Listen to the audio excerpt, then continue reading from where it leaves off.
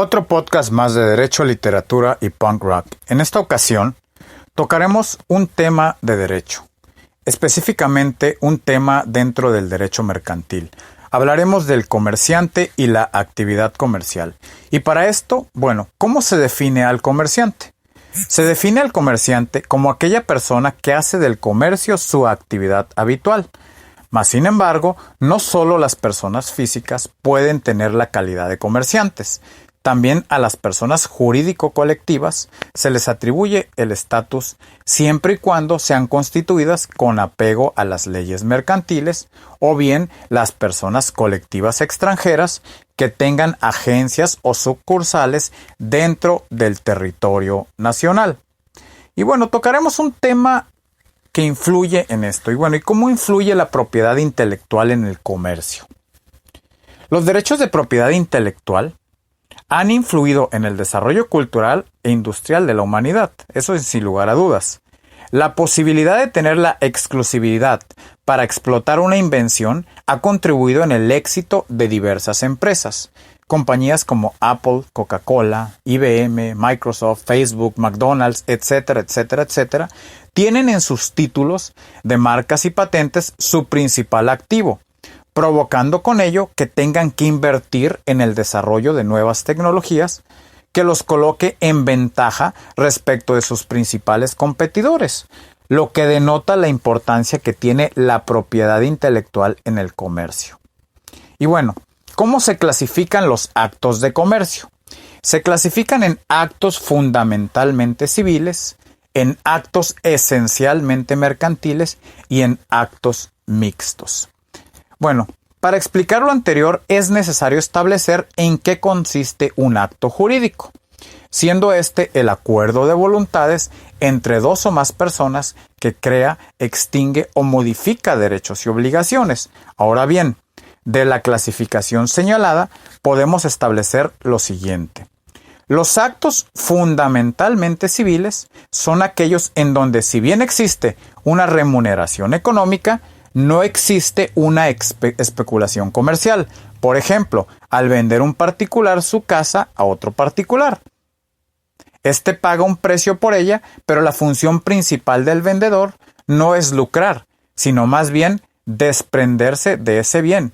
Por el contrario, si un particular le compra una casa a una constructora, indudablemente existirá especulación comercial, toda vez que la final de la empresa, la constructora, es obtener un lucro derivado de la venta. Para determinar ahora los actos de comercio existen tres criterios. El subjetivo, que es el sujeto quien le da la calidad de acto de comercio. Intervienen en el acto comerciantes, y el criterio objetivo, en este caso, el acto es calificado como mercantil si en él existen el fin de lucro. Finalmente también encontramos los actos mixtos, que son aquellos que tienen carácter mercantil solo para una de las partes que intervienen. Vamos a explicar lo que es comerciante y cuáles son sus deberes. Como dijimos, comerciante es aquella persona que realiza transacciones económicas de forma ordinaria.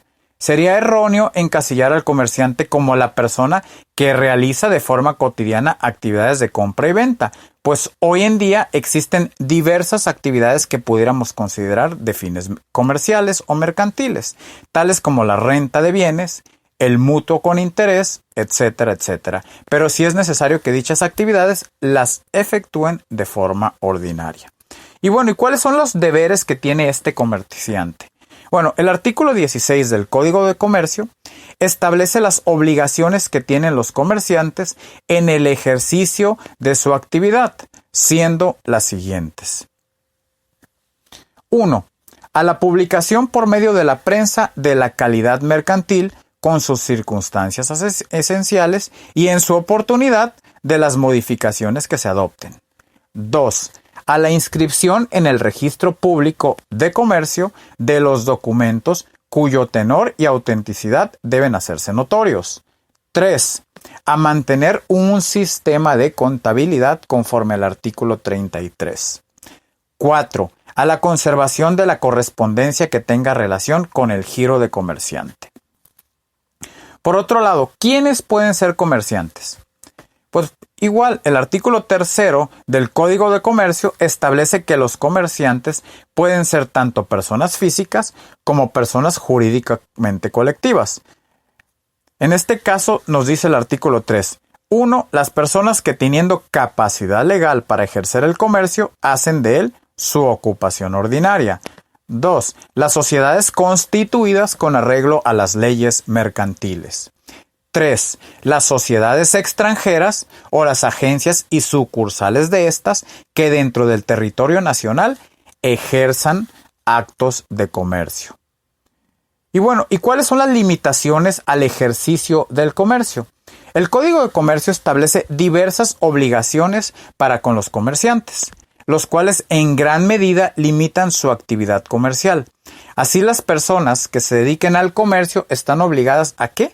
A anunciar su calidad de comerciante, a la inscripción en el Registro Público de Comercio, a mantener un sistema de contabilidad y a conservar la correspondencia.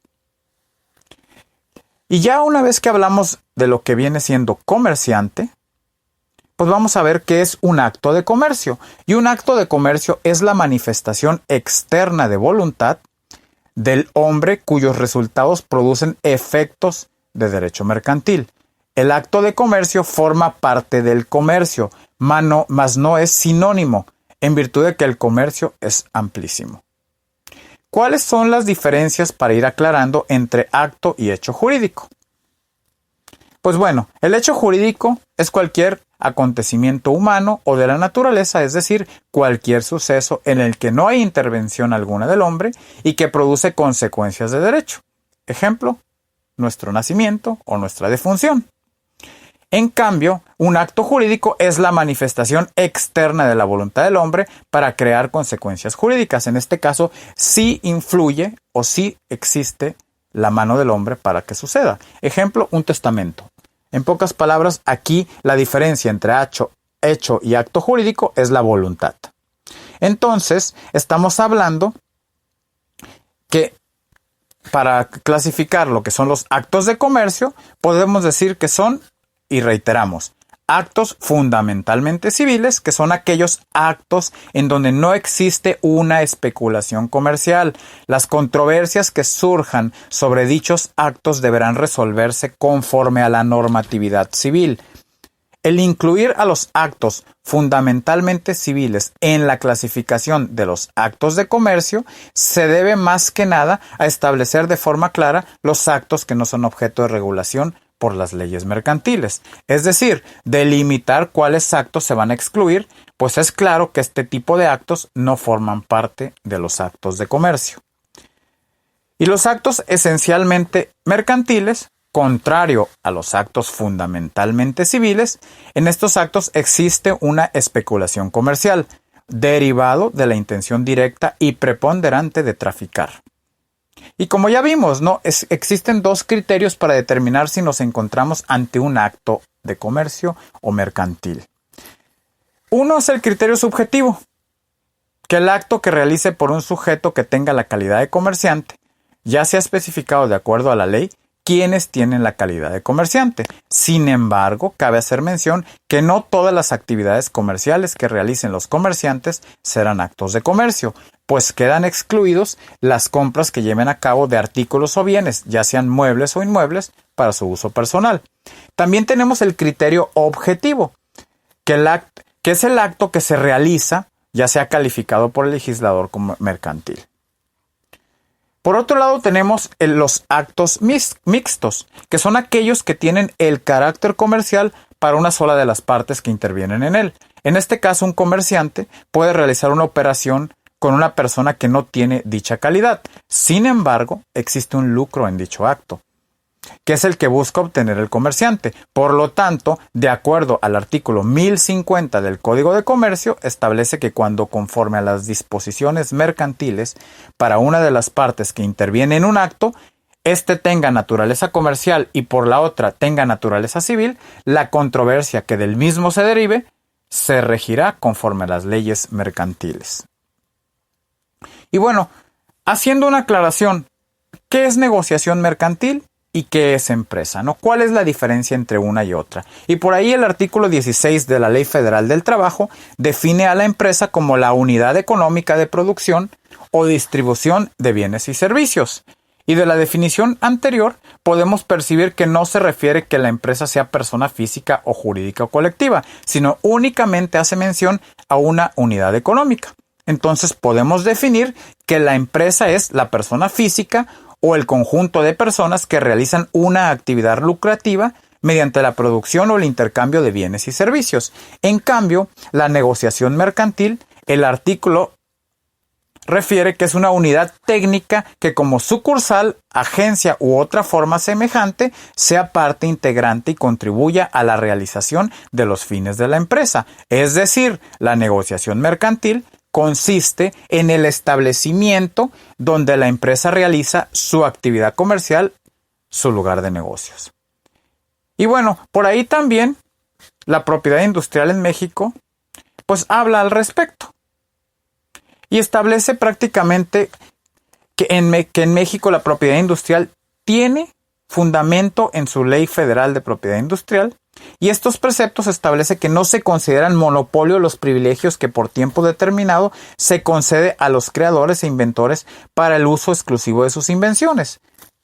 El segundo otorga la facultad del Congreso de la Unión de legislar en materia de difusión y aplicación de los conocimientos científicos y tecnológicos que refiere el desarrollo nacional, y el tercero reconoce como facultad del presidente de la República para conceder privilegios exclusivos por tiempo limitado con arreglo a la ley respectiva a los descubridores, inventores o perfeccionadores de algún ramo de la industria.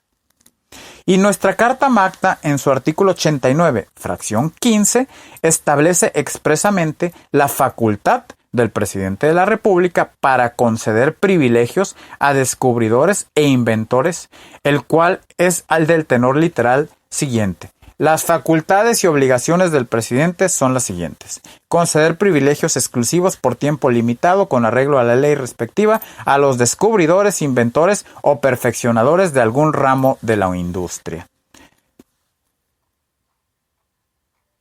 Derecho, literatura y punk rock. Mario Alfonso Mayans.